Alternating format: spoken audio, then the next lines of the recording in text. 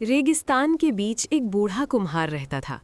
दिन में वो मिट्टी के घड़े बनाता और रात को एक नन्ही चिड़िया उसके घर की दीवारों में तिनके जोड़ती। कुम्हार पानी ढोता, चिड़िया दूर से बीज लाती।